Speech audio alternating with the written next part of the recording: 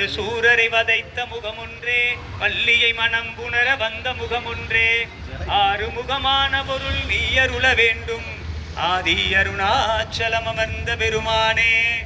வெற்றிவேல் முருகனுக்கு, வீரவேல் முருகனுக்கு, ஞானவேல் முருகனுக்கு, குழந்தை வடிவேலனுக்கு, குலங்காக்கும் தெய்வத்திற்கு.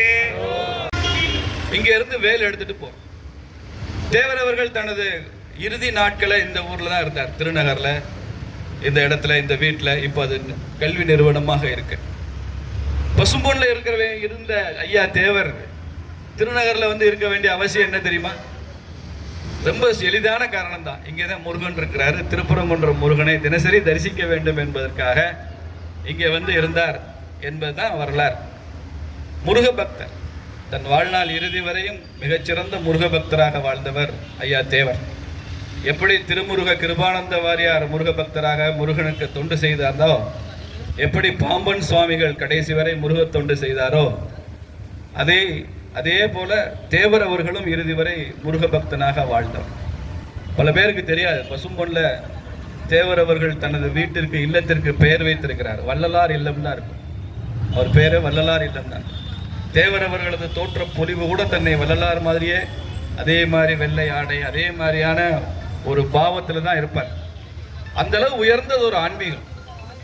அதனாலதான் நாங்கள் நினைச்சோம் முருக பக்தர் மாநாடு என்பது அங்கே தமிழகத்தின் பல பகுதிகளில் இருந்து வேல் வழிபாடு செய்யப்பட்டு அங்கே வந்து சாத்தப்பட்டாலும் கூட அதெல்லாம் நிறைவு பெறாது. தேவரிடமிருந்து ஆசி பெற்று ஒரு வேல் வரும்போதுதான் அது நிறைவு பெறும் என்று நாங்கள் நினைக்கிறோம். கொஞ்சம் தள்ளி நிக்கிறாங்க. அதனால ஐயா கொடுப்பாங்க, நம்ம என்ன பண்ணலாம், வேலை வாங்கி அண்ணன் கொண்டுட்டு வருவாங்க.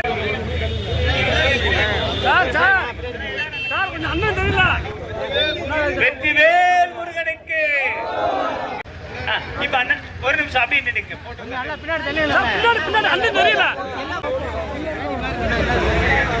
இப்ப தெரியுது வெற்றிவேல்.